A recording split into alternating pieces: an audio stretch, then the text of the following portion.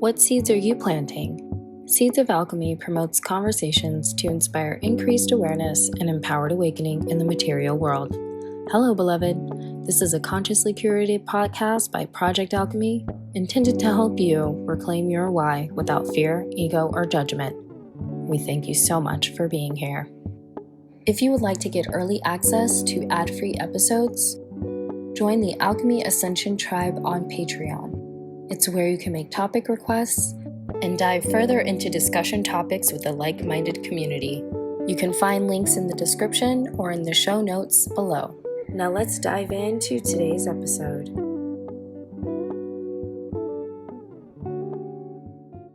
How are you evolving and vibrating higher?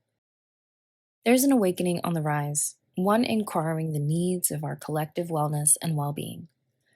Now being in between two worlds, we're tasked with witnessing the long-lasting impacts of the individualistic motives and ways of the past in order to raise the vibration of our planet by way of piercing the veil of apathy. We're walking a very thin line, learning when it's time to listen, time to act, time to validate, or to rebel for the greater good of all. This is the delicate nature of empathy, where our conscious evolution hinges on how we balance the practice of empathy. Is it idealized or ridiculed?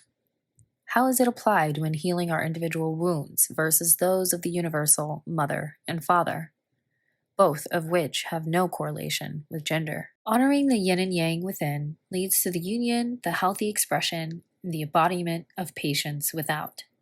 Continuing on as we always have will only lead to greater divide. But when we stop to analyze the story of our evolution, then we can see that increasing our capacity for empathy, aka higher love, understanding, and consciousness, will lead to the harmonious union of the divine masculine and feminine. We can do this by healing the divine feminine. For ages, the divine feminine has been undermined and chastised out of what some theorize as cunt envy. To put into perspective, Emily Torres at The Good Trade beautifully defines the divine feminine as the spiritual concept that there exists a feminine counterpart to the patriarchal and masculine worship structures that have long dominated organized religions. The concept is not that quote-unquote men and women are opposites, but that there exists complementary energies within each being that can be represented by various symbols and figures. Understanding how the divine feminine has been shamed and repressed can arm us with the truth behind her distortion. Intuitive business coach Sarah Lewis notes that healthy attributes of the divine feminine manifest as communicating authentically, vulnerably, and compassionately by being receptive, having firm boundaries, speaking shamelessly, intuitively listening and striving, having confidence and being confident with femininity, exuding sensuality, maintaining a steady flow with life, and knowing when to surrender. Wounded feminine energies typically manifest as overgiving, neediness, insecurity, martyrdom or victimhood, manipulation, self-sacrificing, having a complete lack of boundaries, and so on. We see this on a broader scale in society, with essential workers in service-based industries being expected to give their all while they're left to work unprotected in a global pandemic. We see this as misogyny and misogynoir are used to justify violence against the caretakers of our world. We see this as mental health and healthcare systems continue to collapse under the weight of the norms that say they should not exist. We see this as a planet that gives us nourishment and gets poison from us in return. Now that we see it, we must continue on as if we cannot unsee it. When it comes to healing the divine masculine, our society has been ruled by a flawed patriarchy for centuries, excluding introspection and the gift of true transformation by way of collaboration. That's not how the divine masculine, when in balance, actually operates or intends to lead. According to thelist.com, the divine masculine is what allows us to take decisive action, but not aggressive or angry action, despite what we may assume. Instead, it is based in open, loving, and faith-based action. Lower vibrations of masculine energy is what has resulted in the unreasonable justification for pillaging the very fibers of our everyday lives. This is something we must always remember so as not to delay our collective evolution. Intuitive business coach Sarah Lewis explains the embodied divine masculine can manifest as non judgment, humility, and groundedness, leading with integrity, creating safe and secure environments, practicing willful discipline, accountability, reliability, serving the greater good, guiding to support and encourage, and listening without being on the attack. Wounded masculine energies can be expressed as competitiveness, defensiveness, selfishness, emotional detachment, egotism, righteousness, aggression, having a fear of failure, being overly attached to success, having controlling or addictive behavioral patterns, being withdrawn or resistant, being hypercritical of feminine energies or counterparts, and so on. We see this in how the success of one comes before the protection of all. We see this in the dominance of one race over the natural one human race. We see this in the love of power and the further oppression of the powerless.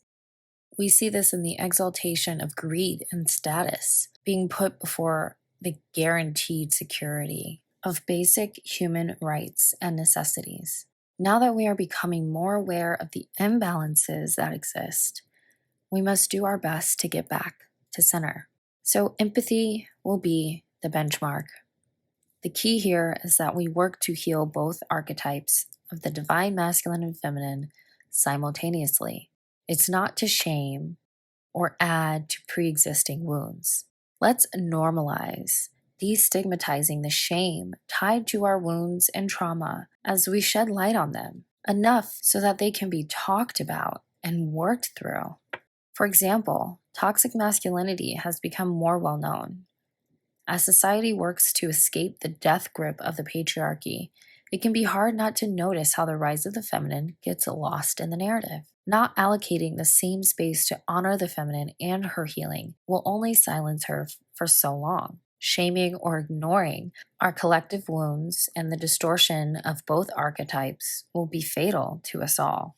From this point going forward, we cannot afford to not heal ourselves from the inside out, as the generations to come are counting on us to vibrate higher in the now. This means we'll have to reparent ourselves, unlearn unconscious biases, get to know our shadows, and become everyday practitioners of compassionate culture.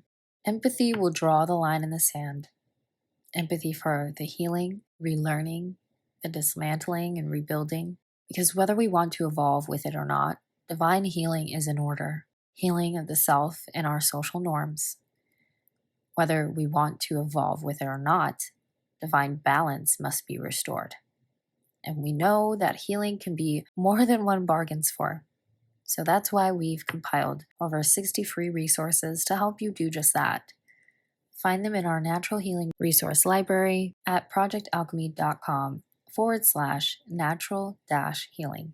We're interested to know your thoughts, so do your own research and pop on over to our Instagram page to chime in on the conversation. You can find us at Project Alchemy. And with that, this episode will mark the end of season 1, and what a lovely ride it's been to explore several spiritual and lifestyle topics with you. Join us again next year for season 2, where we plan to have intentional interviews and progressive conversations. In the meantime, be reminded that the Project Alchemy community is always here for you. You can meditate with us on our Gold Soul Affirmations podcast and join us for Moon Talks over on YouTube. Whenever you're in need of additional support, we do invite you to connect with our library of almost 600 free resources and counting that are linked on our website now to aid in your personal journey. And remember that you always have the power to vibrate higher while healing at your own pace, beloved. So be the alchemist, be a change maker, be a generational curse breaker. Thank you for taking the time to listen to today's episode with an open mind.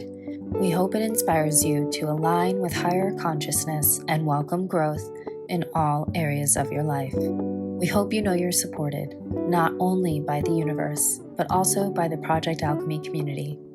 Feel free to make your way over to our show notes and description box for resource links, as well as the link to join our Alchimie Ascension tribe on Patreon. Follow us at Project Alchimie on Instagram to keep this conversation going.